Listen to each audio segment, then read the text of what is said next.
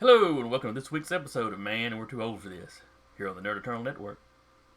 I'm your host, the experience that some call Jason, and joining me as usual is...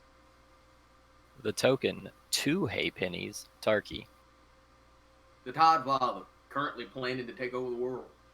CDL-113, the droid you're looking for.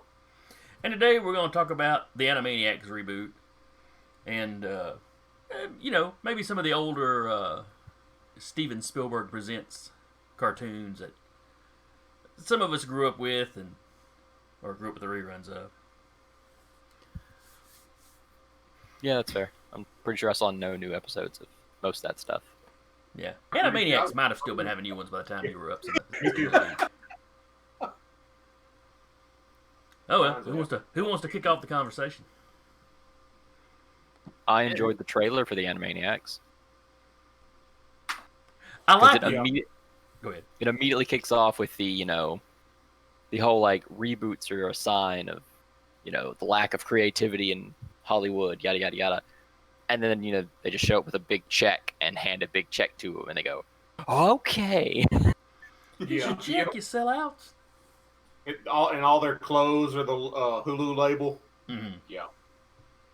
And that's that's the kind of joke they do back in the old show. But you had that one, but you also had the one that just started like the Jurassic Park scene, which was kind of I think that was the initial teaser. Yeah, I haven't seen that one. Oh, really? You haven't seen the one that it basically replays the entire scene when they first see the the Brachiosaurus? Oh, okay. I like that one because they grabbed a movie from the 90s. Yeah, but I almost feel like the whole point is that it's not the 90s anymore, and we're still pulling this thing back up. Yeah, probably. Like I said, it just worked. I liked it. I don't. Well, I'm saying the full size would not have worked. For me, it'd been like, you've learned nothing. This is no longer going to be any kind of funny parody because you haven't learned to not date things. That is one concern I've got. Is whether they'll use anything modern or whether they're going to go completely for the nostalgia. Well, they've got some, like, in the trailer, it showed some stuff where it's, like, some very clearly, like, anime-inspired nonsense, but it was very clearly battle anime, which means they may just pull Dragon Ball Z, which was roughly the same time period, and is, frankly, the low-hanging fruit. Though it is one that's still kind of going on, so... Yep. Yeah, but it's also, like, it's the low-hanging fruit, so I expect them to go for it. Because let's face it, they're subversive until it becomes something foreign, and then they just kind of stereotype it. I think they're going to also pull in newer stuff. I was watching an interview the guy that does all the singing and a bunch of the voices. Can't think of the actor's name, but he's famous for singing that the song with all the countries in it. So y'all know who I'm talking about. The guy that does Yakko's voice. Yeah. Yeah. You had him and one of the guys that's one of the producers of the show, and they were doing a thing where they were showing original episodes to kids from today and getting their reactions about whether they would watch a show based on this.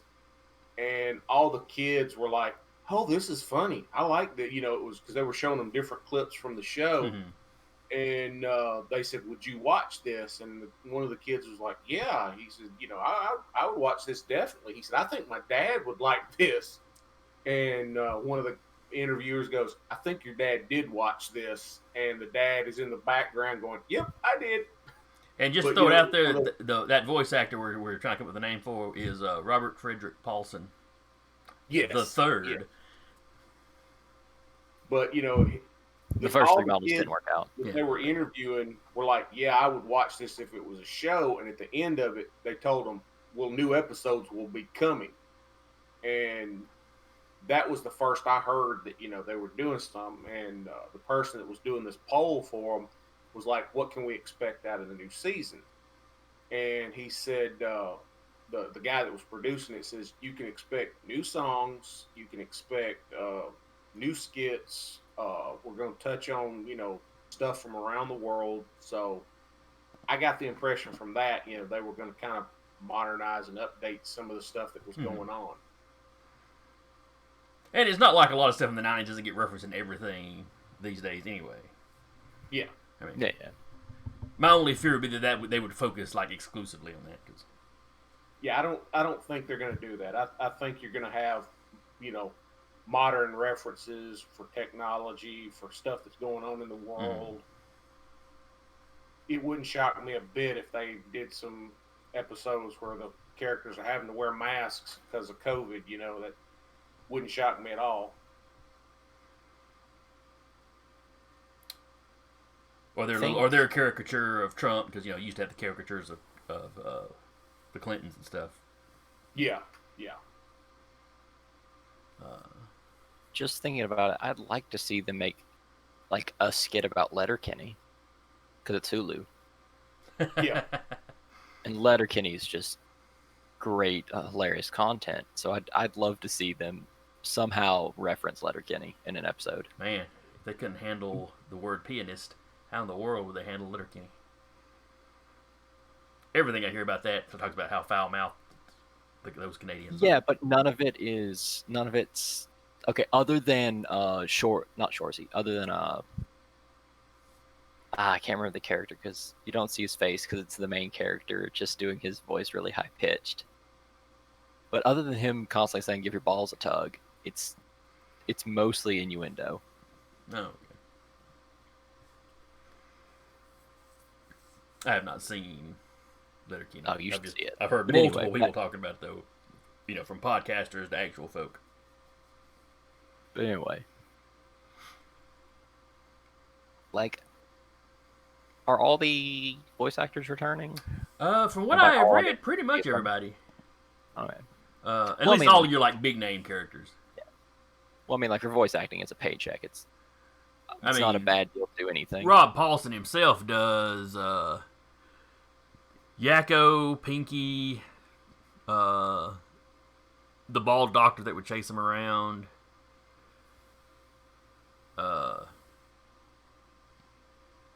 What was the doctor? What was that doctor's name? Scratching something based around Scratch and Sniff or Dr. Scratch and Sniff. yeah, okay. But the fellow that does the brain, I think, was coming back. Maurice LaMarche. Pardon?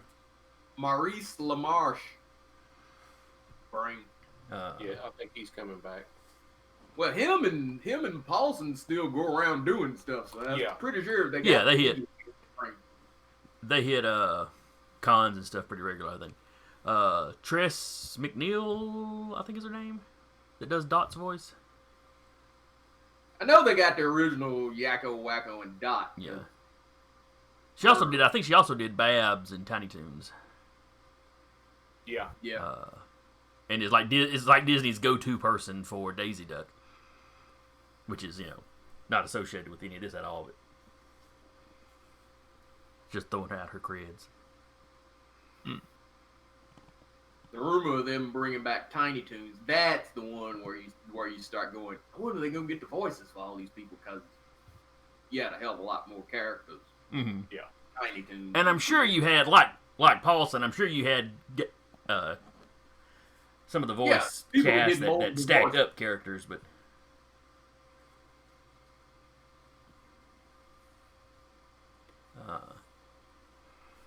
But yeah, for our stuff, as far as Animaniacs goes, it was just the trailers and everything. But it sparked this idea. Especially also Tiny Toons getting mentioned of like, what other products are they going to try to pull back in? Because it looked like they were also pulling back Pinky and the Brain. Yeah. Well, they're going, Pinky and the Brain are going to be in the Animaniacs like they used to be. Yep. I'll be curious to see if they get their own show at some point. Because that was a trick. Animaniacs, you had Pinky and the Brain, you had Chicken Boo. Chicken. I don't know. I don't know why I want Chicken Boo. But Well, if they're redoing Animaniacs, you got to figure most of those old skits are coming back. Yeah. Because you had Indian buttons. You had Slappy Squirrel. Yeah. Good Idea, Bad Idea. Which strangely used the skull-headed guy from Tiny Toons. Because Elmira would take her little bow off with a skull head and like pretend or something every now and then. Yep. And the Animaniacs just use that character in the Good Idea, Bad Idea skits.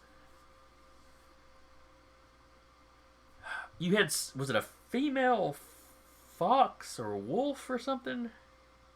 Yeah. Because you had like the little dorky wolf that'd be after, then when the full moon would come out, he'd like Hulk out. Which was the only time she wanted to be bothered with him. That's the trick. You had a lot of skits and stuff from that show that, you know, little segments. Katie Kaboom. Yeah. But they'd be a lot of them would be little short vignettes. Was it Buttons and Mindy? Yeah, Mindy and Buttons. Mindy and Buttons, okay. Yeah. I love you, lady. Bye-bye. Mom. Okay, lady. No, Mindy. It's Mom. Mom. Okay, lady. I love you. Bye-bye. Mindy was a little touched. At that age, all kids are touched.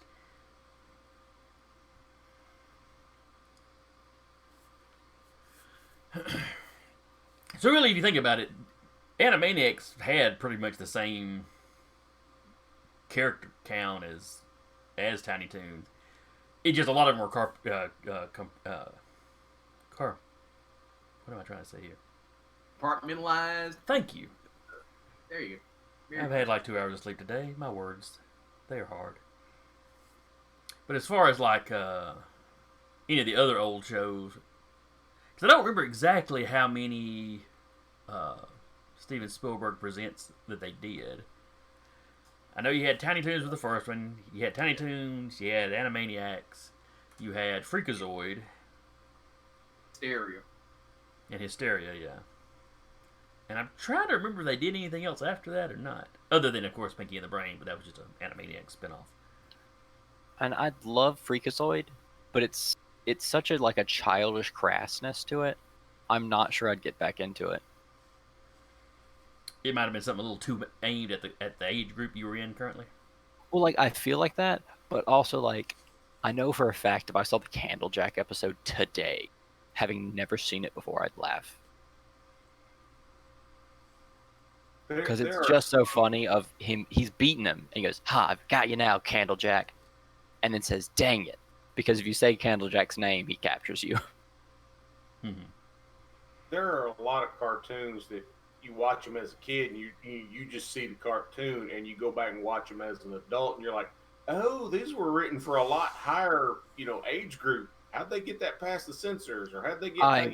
Which Tiny Toons, Tiny Toons to Lester, which Animaniacs was big on back in its day. Yeah. See, you say that, but also like Animaniacs and like to a much greater degree, the Flintstones. I just sat there and went, it feels like a cartoon that was written for adults. Mm-hmm. Well, the Flintstones actually was, because it was put on prime time back when it came out. Yeah. But it was rerun for kids, and I went, Yeah. these feel like jokes that adults would laugh at, and I don't know why yet. Because To be fair, the original Looney Tunes cartoons did a lot of that too. Yeah. They didn't get as risque and quite as double entendre because the time they were set in, but they were multi-layered like that because being shown in theaters, you kind of had a captive audience of all ages, so you wanted to make it at least mildly amusing for the parents too.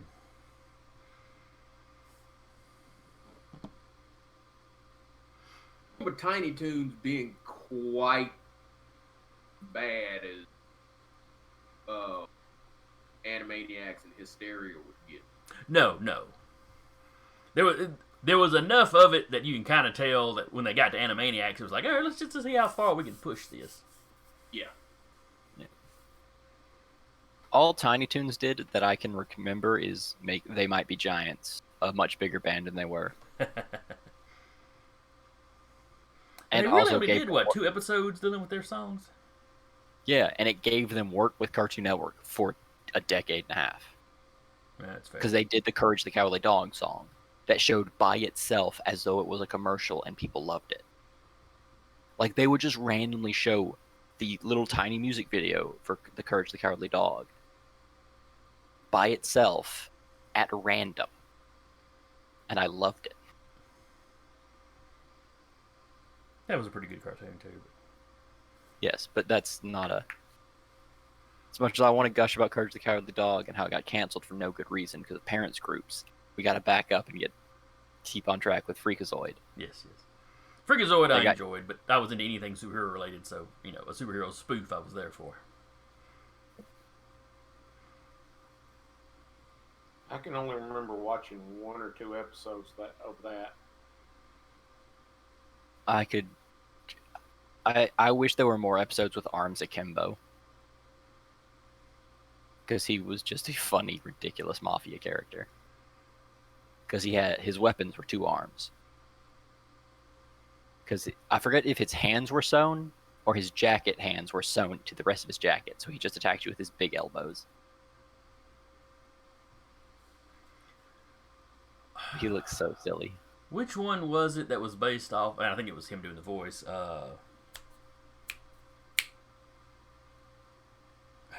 Mr. Rourke. He played Khan in Star Trek. I'm blanking on his name. Ricardo Montalban. Thank you. You're Yeah, I don't remember his character's name in Freakazoid, but yes, it was just him. Because I He also go ahead. he had great episodes where like he based this entire thing based off because he also became the same kind of thing that Freakazoid was, but like not insane. Well, no, it's not insane in the same way.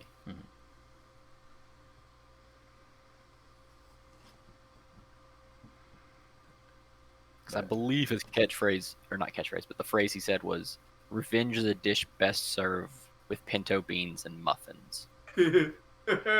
He may have had a couple different versions of that saying.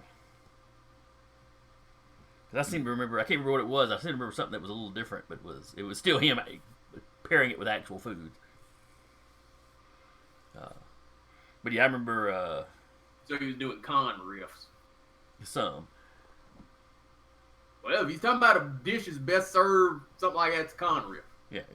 Around the con riff. Yeah. I can't remember if he did the voice for Senior and Kim Possible or not. You mean You know, he senior, was senior, LC senior? in the- Yes, Senior. And Senior. It's senior, senior, and senior, junior. That's right. But I can't remember if they actually had him doing the voice. It was still obviously a character based on him. It's like that became just a cliched character type in cartoons through the 90s and 2000s. Which was very much appreciated. Oh, yeah. Because you kind of knew what to... As soon as you heard the voice, you kind of knew what to expect. Yeah. Now, Todd, I do have to ask about Hysteria, because I've never seen a single episode. It was their history show. Yeah, But That's already more than I knew. Yeah, it's a history show played for laughs. It went, what, 2 seasons?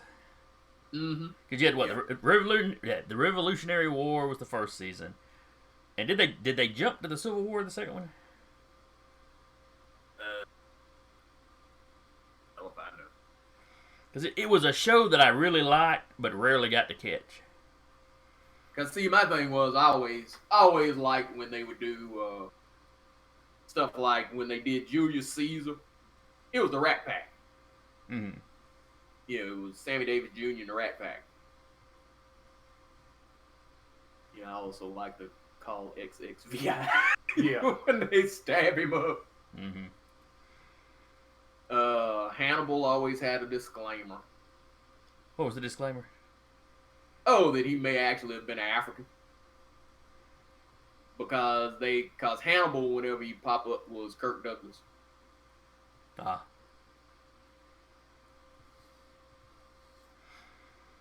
But I like how they had like a regular cast of characters that would crop up in those as well. Yeah. My favorite's still Loud Kidding. Yeah. But you had that mess of kids. You had what was the name of the oldest woman in the world? The oldest woman in the world. Okay, The world's oldest woman. They didn't give her an actual name. Okay. Yeah, that was just a name. World's oldest woman. It was a woman. They didn't care to name her. And she was, old and dirt. Yeah, she talked about when she was dating Adam. I remember Yep. that one of them. You had a big baby. I think they were like the New Yeah. Year's babies, sort of. Yep, big fat baby. They were real. They were real literal with their names. Yeah, that's fair enough. That's the one where they did you a Catherine the Great joke. Yes, that was the first episode I saw. It was during the Revolutionary War stuff. And I remember hearing about the Caesar stuff, but I don't know what season that was in. But they took a moment to quickly go through some other stuff going on in other parts of the world. And when you see Catherine the Great, it's like you've got a colored wall with a big picture frame on it, and the character is kind of standing there, kind of half leaning out of the picture frame with her horse. And she is hugged up on this horse, and this horse just has this sick grin on its face. Like it's in on a joke that you don't get. Only I got it. For those of you not in the know, there has long been a rumor that Catherine the Great was unnaturally fond of her horse. We'll just put it that way. It's most likely untrue. It's most likely rumors started by people that hated her back in the day. But, my 7th grade history teacher took great pleasure in daring us to go find out how she actually died. Allegedly, the horse fell on her. But, I'm not sure that's really something you need to be telling 7th graders, but whatever. And Please, you go find it out on your own. You had the side classes. It's True, okay. but when none of us could figure it out, and I asked her, she'd just tell you. Oh. I may have been the only one in class that actually asked her, but She was waiting to see the brave soldiers step up and take a shot. may first. have. She always said she loved history because it was a big soap opera. I don't know what kind of soap opera she was watching, but yeah. Just about any of them. I mean, with the horse thing. That's a little wilder than I remember Mom's soap operas getting. My mom's Somebody Banged a Demon, so. In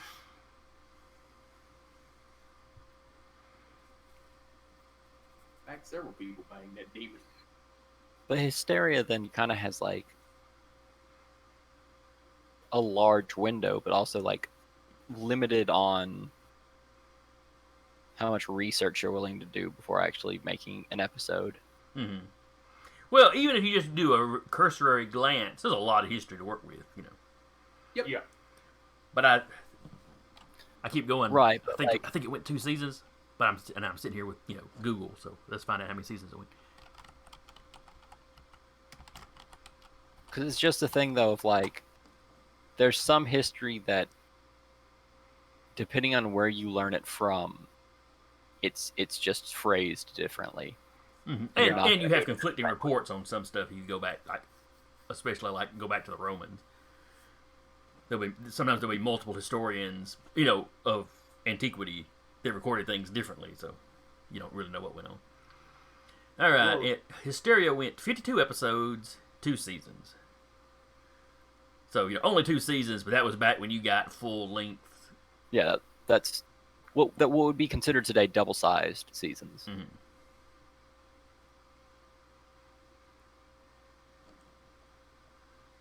In So other than 1998. Animaniacs, are you looking forward to anything else?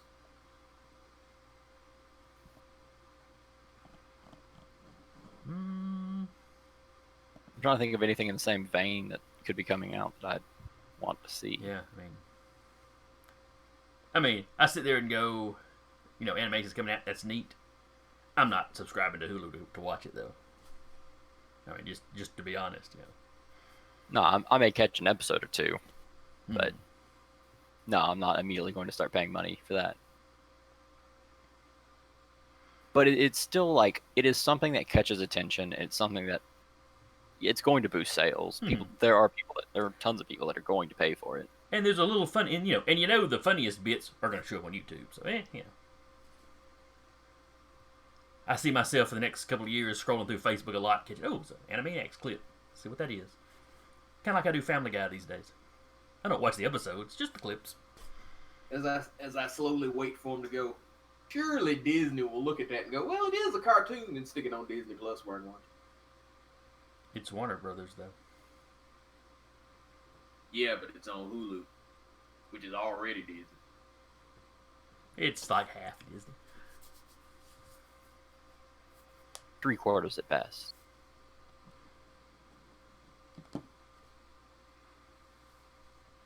Oh, let's see.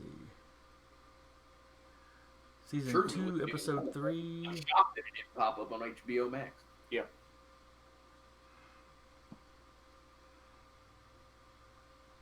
Season 2, Episode 3 introduces Hannibal the Tough Guy.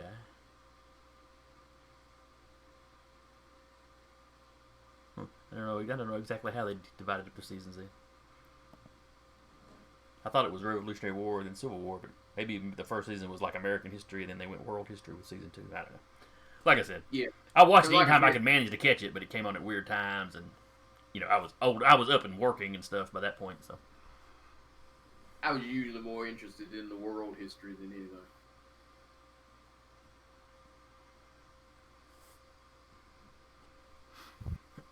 Well, we've got that to look forward to. I also want to give a mention to the fact that Walker Texas Ranger show started filming, I think yesterday or day before yesterday, on the 27th. I want to say the 27th they started filming, and then the next day they started filming Stargirl. I hope they got Chuck's permission Chuck's you're into- permission for what? for Walker. You don't want him to walk up and kick your star or something. Yeah, it wouldn't. don't shock think he me has if the at leg some strength point left. You have Chuck do a guest appearance or something. Mm-hmm. Oh, it's a Walker Texas Ranger, not Chuck? Yeah. Oh, God. Jared Padalecki is playing. Oh, Lord. Yeah, that's like one of how he those was that what made that show was the fact that it was Chuck Norris. Yeah. Yeah. Because I was sitting there when he was going, were they doing Walker Texas Ranger? And I was like, in what, an old folks home? And it's, oh, good God. If I had any less interest in that shit. It's Walker, Texas Ranger, and the Kingdom of the Crystal Skull. Yeah. Well, let's see, what other TV? The one TV show, streaming, that I'm interested in, and I think one of y'all dropped the trailer on I the dropped Facebook trailer. team or page yesterday. The Facebook team. Hey, 2 hours of sleep, leave me alone. Yes. No, I'm just. It makes us sound cooler that we have a Facebook team. Team Facebook. Well, I guess any of us that interact with the Facebook regularly is. Anyway, you're getting me off subject, which is easy to do. Yeah, They're you're- doing an you're animated real version of Robert Kirkman's Invincible, which I've been hearing they were doing something with Invincible for years. It's nice to finally see a trailer. And It's the a little artwork sad. What was that? Oh, go ahead. I said the artwork looks nice. It's brightly colored, so it's not that they're not going grim dark. Even though there are times when Invincible gets pretty grim, but always kept the colorful look. I guess they did that intentionally to contrast, but I look forward to the first season of that. I'm hoping the first season ends with like the first big reveal, which I won't go into for people that haven't read the book. But that's one I'm actually kind of excited about. I know from the article I saw after I saw the trailer, they said to expect, cameos of other characters from that universe. Mm-hmm. Well, I'm wondering. Well, you saw Monster Girl in the trailer, though I wouldn't call her a Yeah. cameo because she should be a fairly substantial character. I wonder if they mean like Savage Dragon. Savage Dragon would pop up occasionally in the early Invincibles, and then like the further it got along in the story, the more divorced it kind of became from any of the other Image stuff. Yeah. It had a universe to build, and it didn't want to have to build around things. Mm-hmm. But also with it coming out and all, I'm a little hesitant to it because like just the timing now makes it feel like it's trying to come off from The Boys to like an audience that doesn't know where it comes from. Mm-hmm. Mm-hmm. Once you realize like, oh, it's superheroes, but also there's a lot of gore. Which they hint at in the trailer because you see some blood kind of splatter from off screen. Mm. But you don't actually see like brains popping out of skull casings or anything. Yeah. It's definitely going to be lighter. It's just because I know how popular The Boys got that I'm worried that Invincible's going to be like accused of some kind of coattail chasing. You got a show already on Amazon Prime called Utopia that's dealing with comic books and stuff like that. That's ultra violent. So if Invincible comes out and matches that, yeah, it'll fit right in. That seems to be where Prime is creating their lane. Is it's comic book based, but it's rough. Mm-hmm. We'll let Disney have the happy stuff. All that shit is grim and dark and murderous. Which, as long as you're not doing that with Superman and Batman, works fine. I mean, I don't mind the occasional grim dark story, but I don't need my classic superheroes doing that all the time. Yeah, and Sal's complaining about it. I'm just saying that looks to be their niche. As far as Amazon Prime, that looks like the lane that they're trying to establish is, it's comics, but it's these ain't your granddaddy superheroes. Well, they ain't for your kids. Yeah. Oh well. So, any of the rest of y'all got anything? Yeah, I'm like I said. What was it? 2 weeks ago, Michael B. Jordan got the rights to Static. I'm waiting to see what he's gonna do with that. Yeah. I'll be curious to see. And I really wouldn't mind seeing like Icon or somebody. I'm hoping, and I always get caught in that. I always hope that somebody will take something with Static and they'll do something with the rest of the Milestone universe, and I'm always disappointed. Mm-hmm. But why? When you can just have Static. My fear would be that he'll do something with Static, and that it'll be great, and then other people will swoop in and grab the other characters, and you'll wind up like how the Marvel characters were spread out before they actually really started doing something. Yeah, where nobody's in the same universe. Mm-hmm. I mean, I'd still go watch an Icon's movie regardless. But all right then. Yeah. If that's what we got, then I guess that's what we got. Yeah, we just got excited about a cartoon from our selective childhoods. I think Todd and Danny were pretty well grown when most of those came out. Yeah, I was in all right, fine. Yeah, I would still count as a kid for Looney Tunes for sure, for Animaniacs, and then I get a little dicey after that. But anyway, anybody listening, let us know what you think. You can drop us a line, You can drop us a line at our website, thenerdeternal.com, on Facebook. Just search for the Nerd Eternal. Our email address is thenerdeternal@gmail.com. And you could find us at the Nerd Eternal on Twitter. I almost said Twitch, which, we're there, but don't drop us comments there. Please excuse Jason. He is suffering from sleep deprivation. Yeah, I'm a third shift worker, and for some reason I'm in charge of, handling the recordings and stuff. I don't know. Anyway, if you know of a cartoon, whether it's a classic one or something based off something else, coming out that we missed, when we did our little review thing at the end, let us know. Walker Texas Ranger's a cartoon? No, it's not a cartoon. It might as well be, from what I remember. Yeah, it's true. But anyway. Pretty sure you could talk to birds. Well, he'd had like a sleepover with some Indians at some point or something.